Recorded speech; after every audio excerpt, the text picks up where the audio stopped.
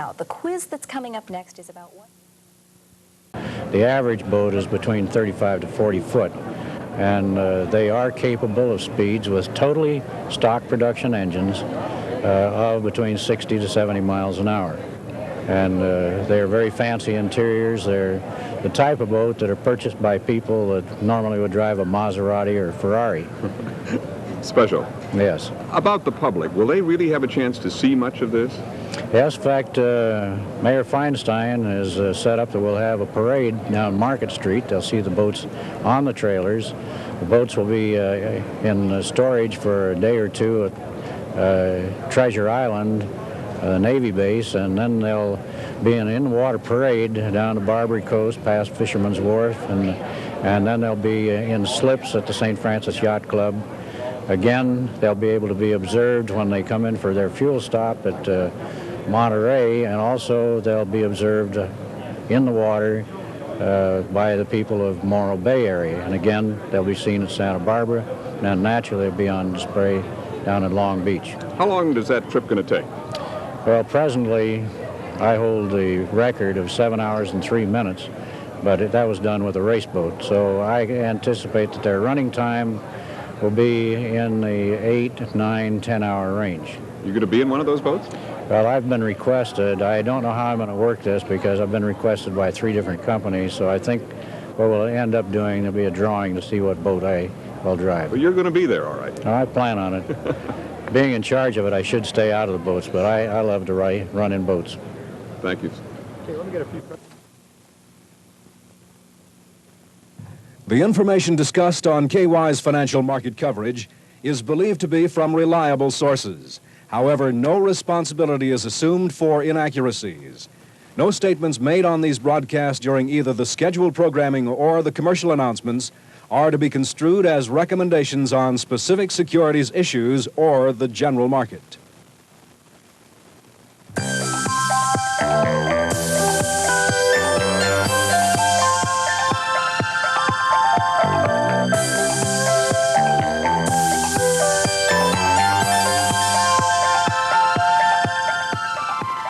Well, good afternoon and welcome to Community Issues. What's being billed as the grandest offshore power boating race ever staged, the Golden Gate to Spruce Goose Chase, to benefit the U.S. Olympic Committee, will be held May 12th and 13th. And the originator of the whole idea, Bob Nordskog, he's the president of Nordskog Industries in Van Nuys, is here with me today to talk about it. Very nice to have you here. Very glad to be here. It's a great idea. Well, I think it's a good idea. Could you explain to us about the race, how this will work? The event was staged primarily to raise funds for the U.S. Olympic Committee. This is the organization that receives no financial help from the United States government, strictly from the private sector. But more so than that, we wanted something that would be competitive, that was different.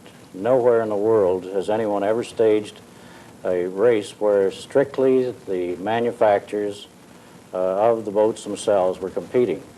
There have been a lot of races conducted over a period of years where the engine manufacturers like Mercury, Outboard Marine Corporation with their Evinrude Johnson or Chrysler, they've competed against each other in a lot of competition, but never have the boat manufacturers been compelled to compete. And we've made it so that every boat manufacturer that has a boat that falls in this category that is eligible can compete providing. Now, in what way will the U.S. Olympic Committee benefit? That's the providing. So a $25,000 entry fee per boat, and 100% of that entry fee money goes to the U.S. Olympic Committee in Colorado Springs. Now, this has nothing to do with the L.A. Olympic Organizing Committee at all. So it doesn't actually have anything to do with next year's Olympics other than it goes into the training of Olympians or future Olympians. That's right. Okay. Both the present, in other words, the U.S. Olympic Committee have been involved as an organization now for several years, but progressively their needs become greater and the demand becomes greater for top quality training facilities, medical facilities. This is all located in Colorado Springs, Colorado. Mm-hmm. And the money that comes to that organization is from the private sector, businesses primarily, a lot of private individuals, that get involved in contributions, but because they're not the romantic part, like the games themselves, they have a very difficult time getting funds. So I felt that this would be a very needy cause, and one reason why I organized it the way I did. Well, you'll have 10 boats racing, so you could possibly raise $250,000, which would be very helpful to them. Well, they seem to be happy about it. We have a tape which explains what you're doing and goes into some of the intricacies involved in putting together an event like this. Let's take a look at that tape right now. I'm here with Bob Nordskog.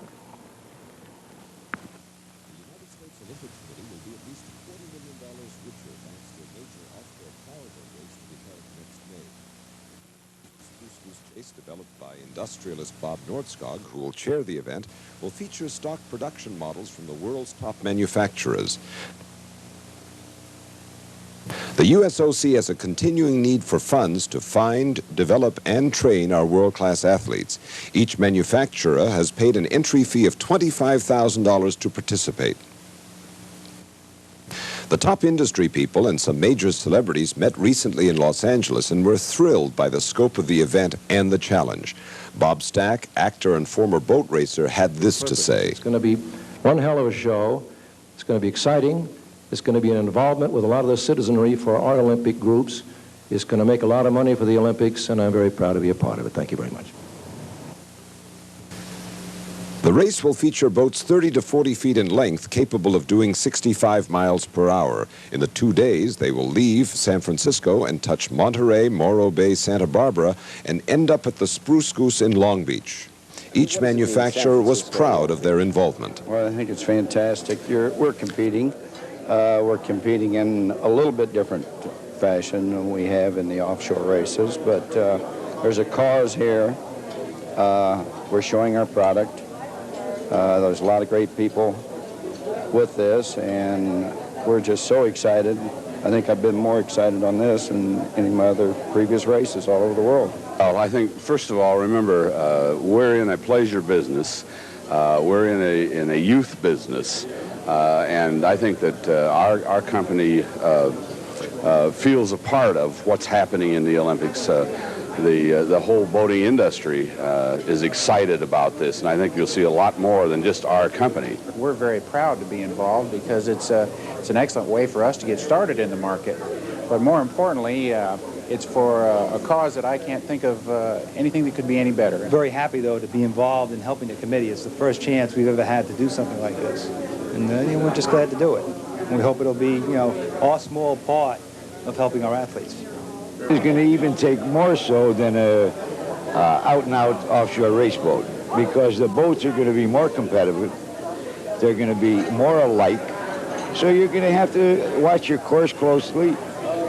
And you use a lot of strategy on this whole race. I think this can be a tremendous challenge. Right. Now, the boat that you're running, what are the prospects?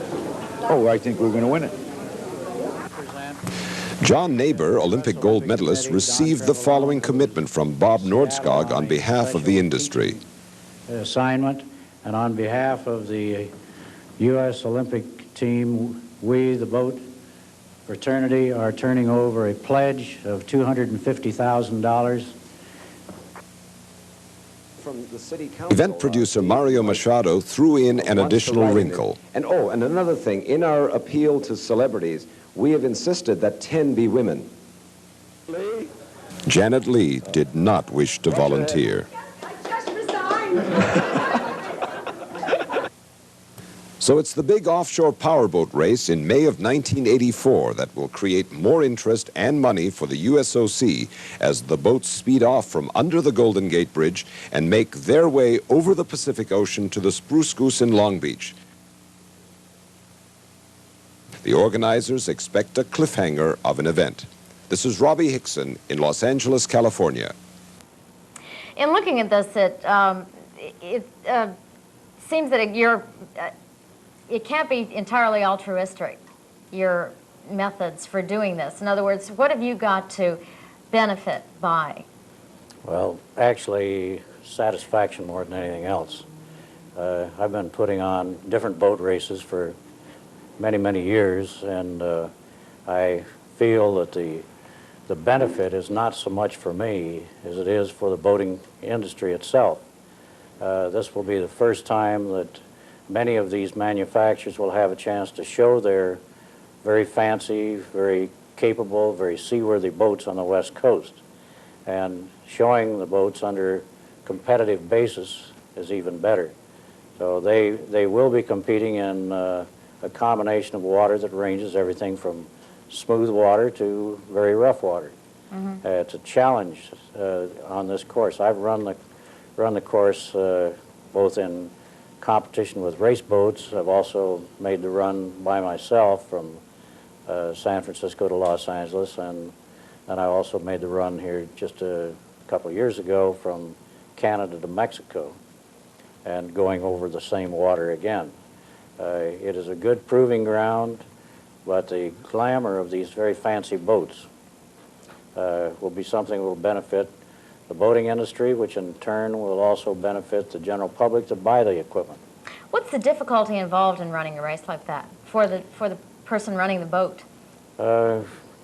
Judgment on when you're on the throttle, when you're off the throttle, judgment in navigation, an overall seaworthiness, and using judgment on when not to go too fast and when not to go too slow. What degree of danger is involved? Well, there's always a danger when you get involved with higher speed boats. They're not slow boats. Most of these boats are 65-mile-an-hour boats, some up to 70, and the danger is doing the wrong thing. However, I'm not concerned that they will be involved in that much danger, because I'm going to lecture them. Incidentally, I'm known as sort of grandfather, and the boating fraternity listen to what I have to say. Now, what sort of a reception will you have when they arrive at the Spruce Goose?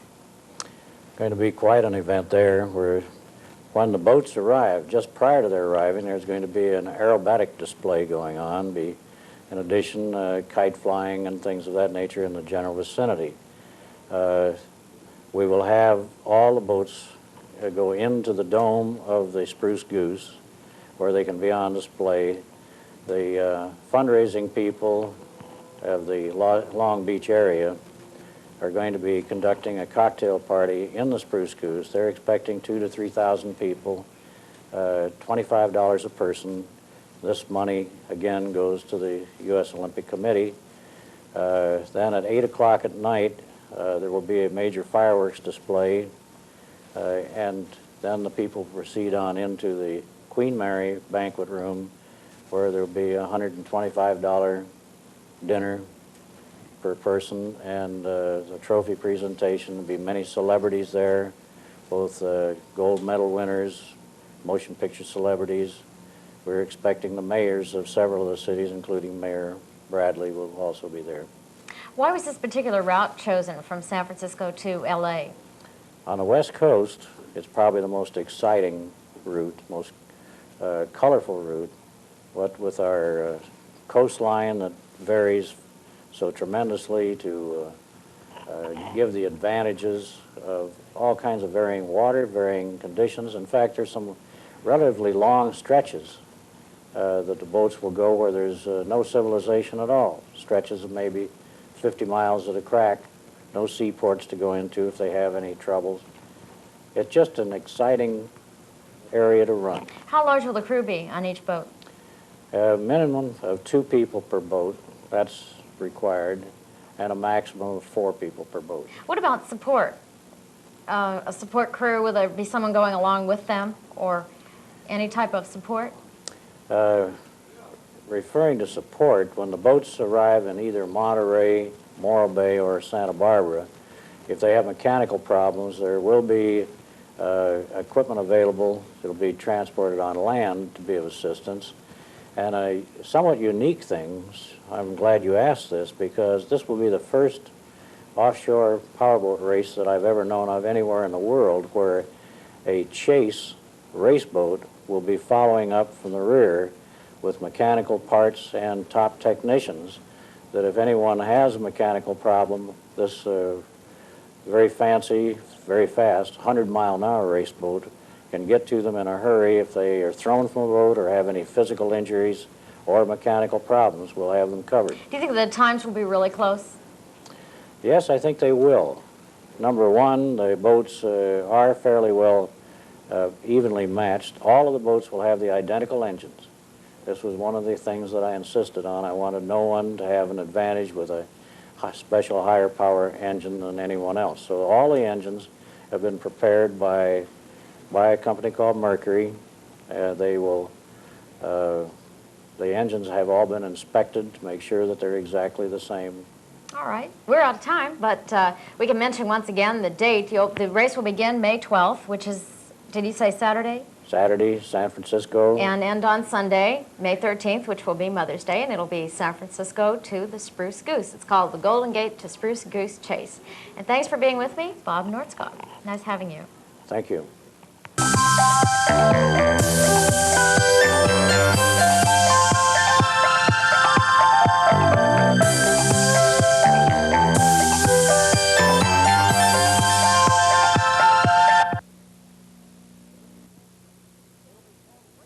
It'll be called Race for Sight to raise money for a charity which trains guide dogs for the blind, an organization supported by one of powerboat racing's all-time greats, 72-year-old Bob Nordskog, who hopes to continue his dominance of the sport June 15th when he races more than 30 boats, 124 miles from Mission Bay to Carlsbad and back. I think one reason I like the water so much is that I couldn't swim until I was 38 years old. I was scared to death of the water, absolutely petrified.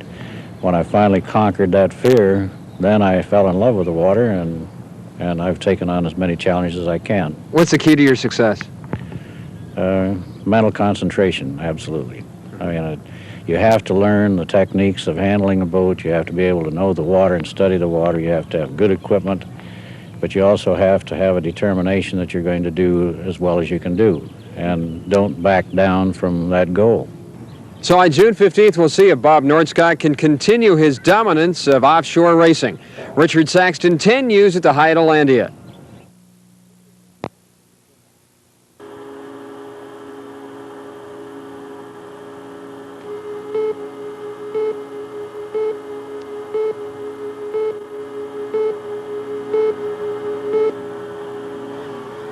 These boats, ranging in size from 20 to 40 feet, are capable of reaching speeds in excess of 100 miles an hour.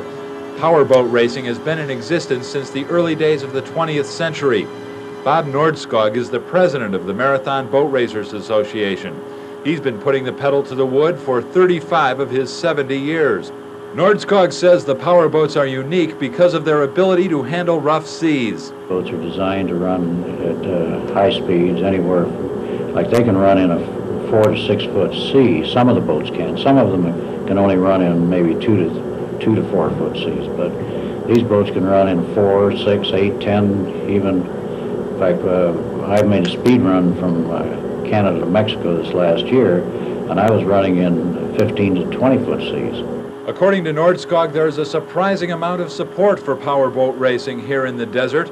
He expects Sunday's Lucky Las Vegas offshore powerboat race to draw a record field of competitors. So we've got boats from all over the country, and we are anticipating somewhere in the neighborhood of 70 to 80 boats, which will be the largest offshore type race boat field ever congregated for any race worldwide.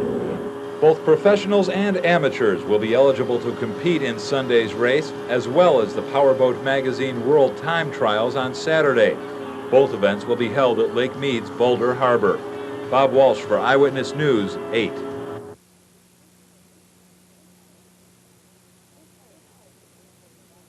In powerboat racing circles, Bob Nordskog is king, a man who began his career over 48 years ago. Now, Bob wasn't content just racing boats, so he proceeded to design and manufacture equipment that would make racing faster and, most importantly, safer. At the age of 70, Nordskog's accomplishments can fill a book, but as you're about to see, he's not going to retire until he sets every record and writes several more chapters.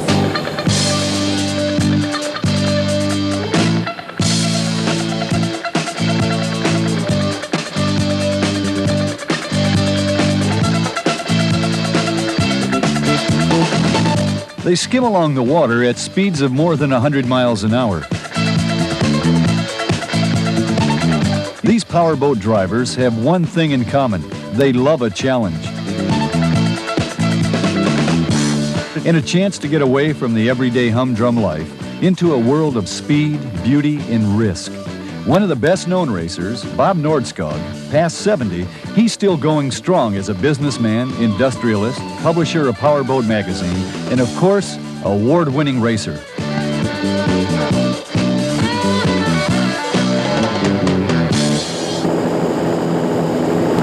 soon as the drivers' meeting is over, then we better go out and run for a good half hour or so before the start of the race. Fresh also, so we have to break them in too. Yeah. Bob and his crew are at Marina del Rey, California, getting ready for a fun race to Palos Verdes and back, about 55 miles. Bob's boat and others of its class will go the distance twice in a matter of hours. A man of confidence, Bob's hopes are high. After all, he holds more than 30 speed records. In nearly 4 decades of powerboat racing, he's placed first more than 140 times. Why this fascination with the sea? For Bob, that's a simple question. It seems that everyone likes water. Some people use it to drink, some people to take showers, and some people like to go out and swim in it, and some like to go boating in it. But the combination of the sensation of speed that you have in water and the combination of the water itself seems to attract people, and then the urge to go faster and faster is just part of what people do.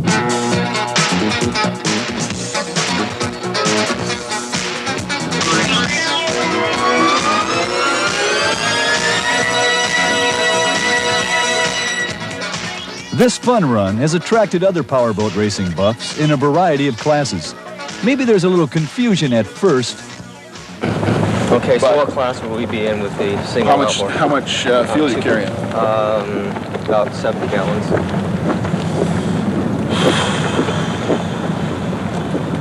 It's according to how long. Put us in the same class. No, it's according to how long you want to run. How long you want to run. Short. You know, you got 100 miles or you got a 50-mile course. What do you want to do, Vaughn? The 50. Okay, take the short course. So we'll put you in class 9. So basically, all the outboards are running the same class? Yeah. Okay. Got to get a bigger motor, Vaughn. And there are a few overly optimistic drivers already looking forward to their rewards. And besides that, we broke every other time out. Well, we finished third last year too, so we must have tied. Huh? Oh yeah? Yeah. Well, where's our trophy? Did you steal it from us? No, we went to the awards bank and picked up the trophy. We missed it. Yeah. But there's a serious side as well. Before going on the water, the boats are carefully checked by officials. Facing miles of high speeds on the open seas, safety counts. Well, we look for safety equipment mostly. You know, the helmets and life jackets and kill switches, bilges inside, and make sure the bilges are running, make sure the radios work, and then to make sure the boat is the class it's supposed to be in.